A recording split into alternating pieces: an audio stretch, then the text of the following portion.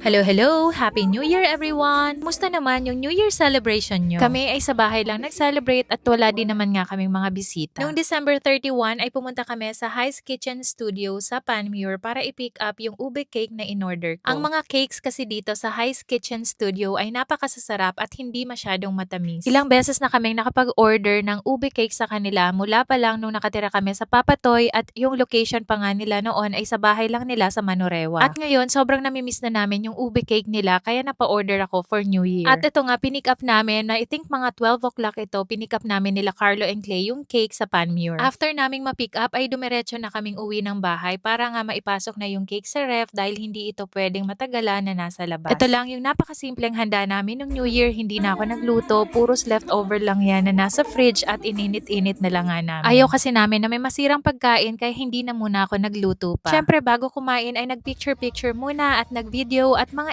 8 PM ay nakakain na kami ng medianoche. Ito na ata yung pinaka-relax na New Year's Eve celebration namin dahil hindi na nga ako nagluto pa. At ito na nga, sobrang excited kami ni Clay na matikman ulit yung ube cake ng High's Cake kaya talagang nilulook forward namin ito. Ito nga kaagad yung kinain namin after naming mag-picture-picture. Napakasarap pa rin talaga ng ube cake nila, melt in your mouth para siyang ice cream tapos hindi masyadong matamis. Kaya craving satisfied na naman kami ni Clay.